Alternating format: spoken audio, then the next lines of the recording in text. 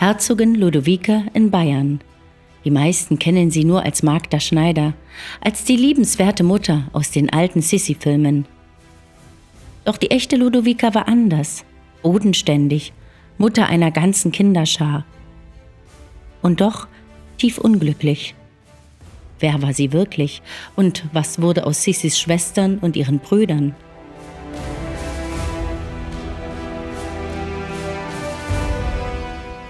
Ludovica Wilhelmine wird 1808 geboren, als Prinzessin von Bayern. Ihr Vater? König Maximilian I. Joseph. Ihre Mutter? Königin Caroline aus dem Haus Baden. Sie wächst in einer Welt aus Pflicht und Etikette auf. Schon als 4-Jährige muss sie funktionieren. Der Hof, das Theater, die Zeremonien. Die Kinder lernen Literatur, Geographie, Geschichte, Deutsch und die Hofsprache Französisch. Ludovica ist umgeben von mächtigen Namen. Ihre Schwester Sophie wird Mutter von Kaiser Franz Joseph I. Ihr Halbbruder ist Ludwig I., der spätere König von Bayern. Eine glänzende Familie. Nur sie selbst steht nicht im Mittelpunkt.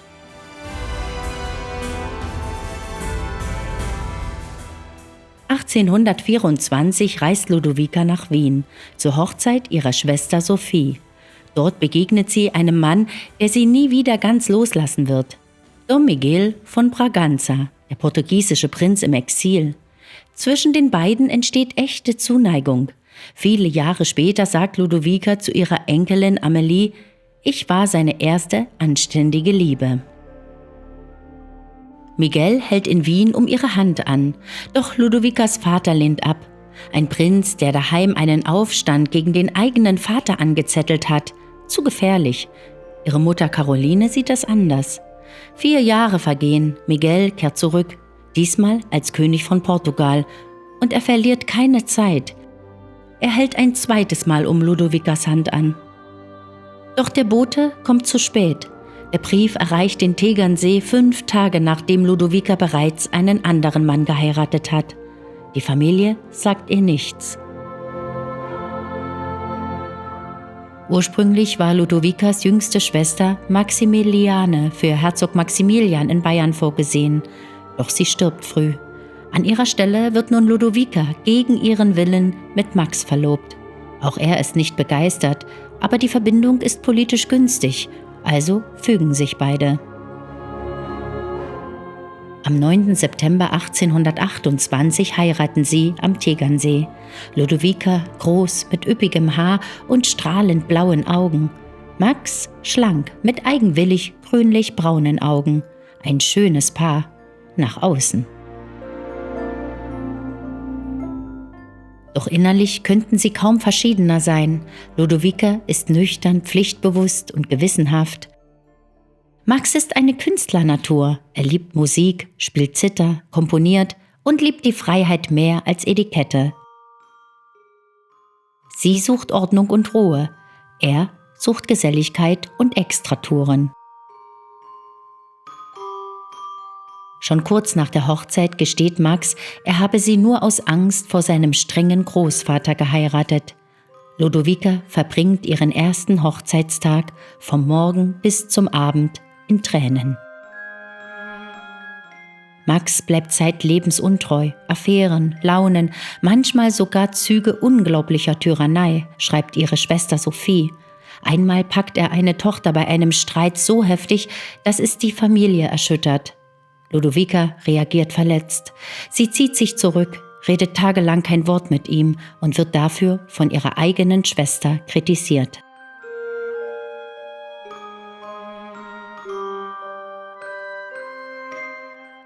(1832) bringt sie einen Sohn zur Welt. Nur wenige Wochen später stirbt er an Keuchhusten.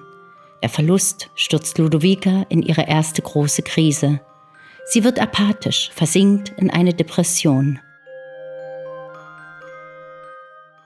Doch Ludovica ist mehr als nur die unglückliche Ehefrau. Schon als junge Prinzessin zeigt sie eigene Interessen.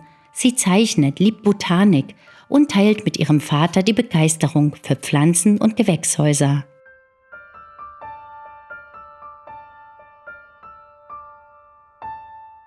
Ihr Leben lang bleibt sie neugierig auf alles Neue. Als im Alter das Telefon Einzug hält, lässt sie sofort eine Anlage in ihr Münchner Herzog-Max-Palais einbauen. Und sie hat eine besondere Liebe zu allem, womit man messen kann. Uhren, Thermometer, Barometer. Ihre Hofdame Marie von Redwitz schreibt, Ludovica sei ständig von solchen Geräten umgeben gewesen, als wolle sie damit die Zeit anhalten oder das Wetter ein wenig freundlicher machen.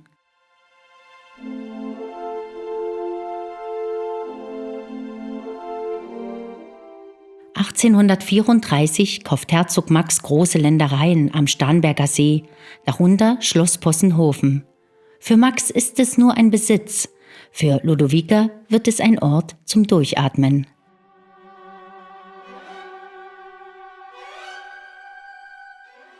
Hier kann sie tun, was ihr gut tut. Spazieren gehen, stundenlang. Die frische Luft, der See, die Berge. Sie hellen ihre Stimmung auf. Bis ins hohe Alter läuft sie im Sommer durch Wälder und Wiesen, oft schlicht gekleidet, ohne Rücksicht auf Hofetikette.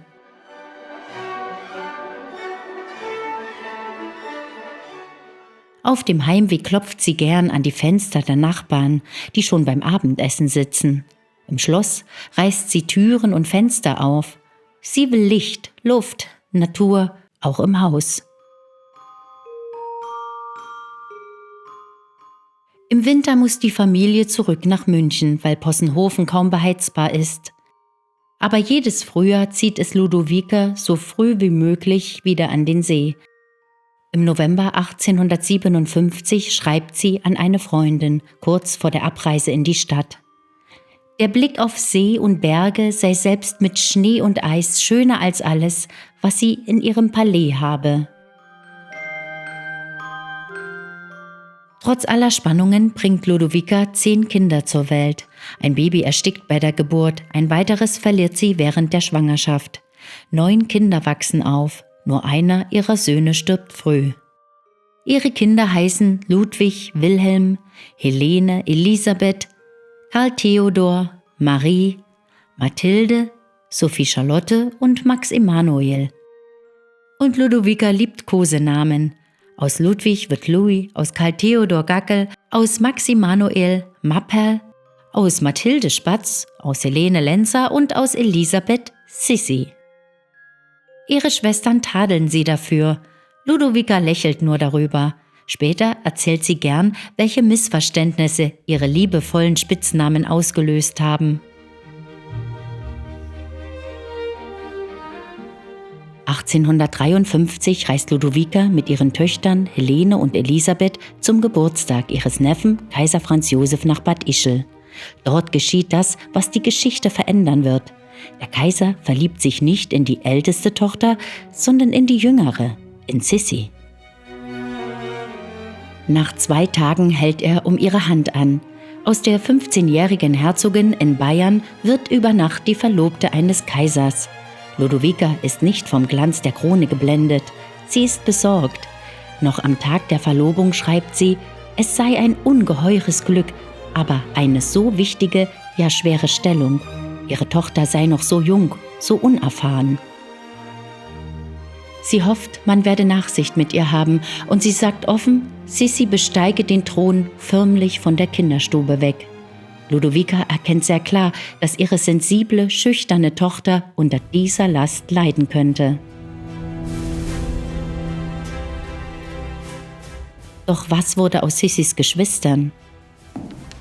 Ludwig Wilhelm, geboren 1831 in München, streng erzogen, mit einem harten militärischen Hintergrund, einem Mann, dem Ludovica nie ganz vertraut. Später wächst Ludwig am sächsischen Hof weiter auf. 1859 verzichtet er auf sein Erstgeburtsrecht, um die Schauspielerin Henriette Mendel zu heiraten. Mit ihr bekommt er eine Tochter, Marie-Louise, die spätere Gräfin Larisch, berüchtigt wegen ihrer Rolle in der Tragödie von Mayerling. Nach Henriettes Tod heiratet Ludwig erneut eine Schauspielerin, Antonie Barth. Doch diese Ehe scheitert.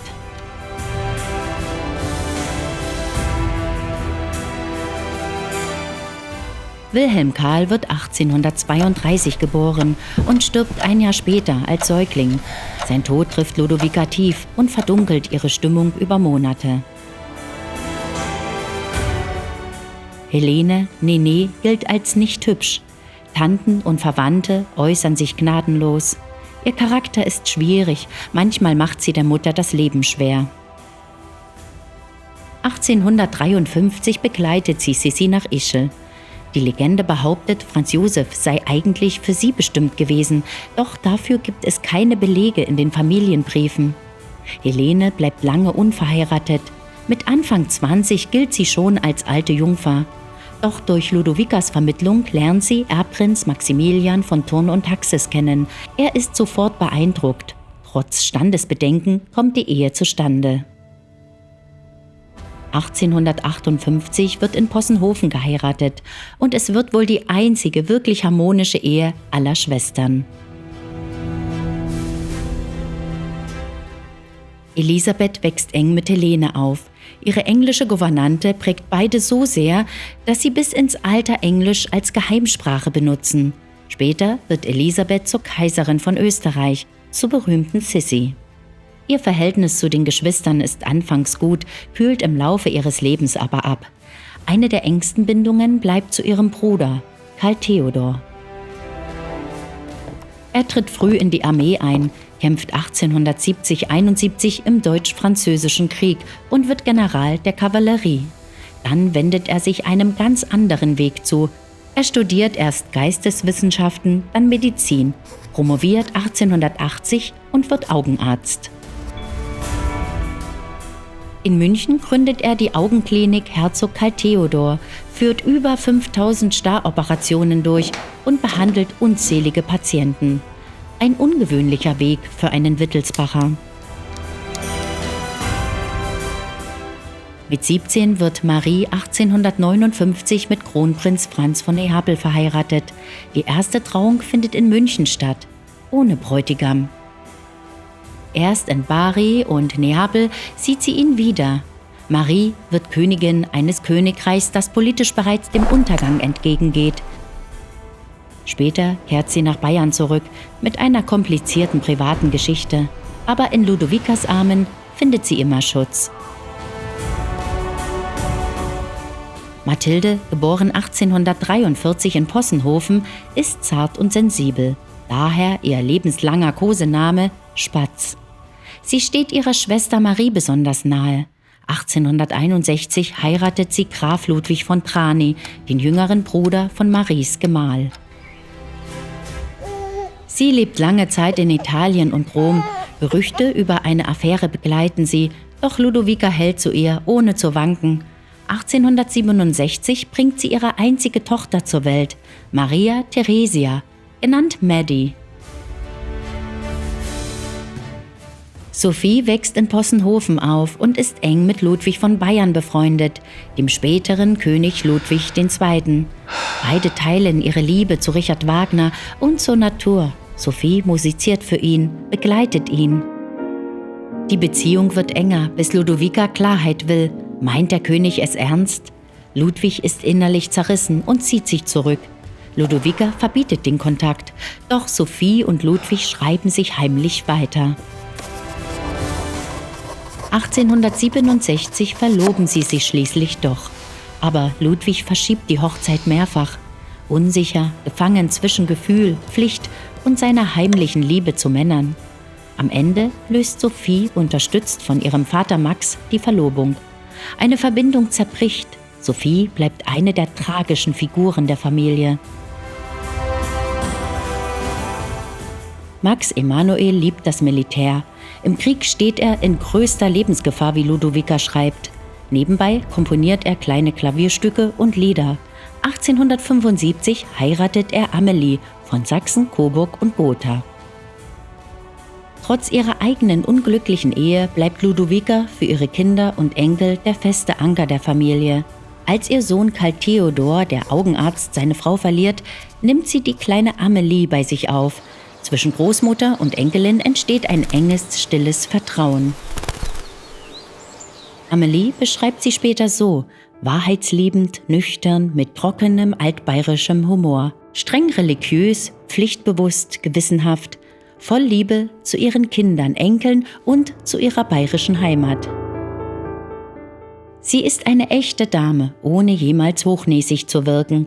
Sie hält auf Sitte, doch sie hasst unnötigen Zwang. Sie redet freundlich, auch mit einfachen Bäuerinnen, geht stundenlang in die Natur, liebt Bäume, Wald, Wiesen, frische Luft. Von ihr erbt die Familie die Liebe zum Spazierengehen. Ludovica überlebt fast alle, ihre Geschwister, viele Nichten und Neffen, ihren Mann Max, ihre älteste Tochter Helene und sogar einige ihrer Enkelkinder. 1888 stirbt Herzog Max nach 2 Schlaganfällen. Ein Jahr später erschüttert der Freitod ihres Enkels Kronprinz Rudolf die gesamte Familie. Am 26. Januar 1892 stirbt Ludovica mit 83 Jahren im Herzog-Max-Palais in München. Eine Hofdame schreibt, ihr Tod sei keine Lücke einer entbehrlichen alten Frau, sondern der Verlust eines Bindemittels, das diese Familie über Jahrzehnte zusammengehalten hat.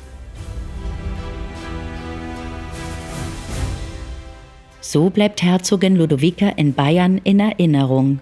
Als nüchterne, verletzte, manchmal strenge Frau, aber auch als Herz einer großen Kinderschar, als Mutter der Kaiserin Elisabeth und als Mittelpunkt einer Familie, deren Geschichten wir bis heute erzählen.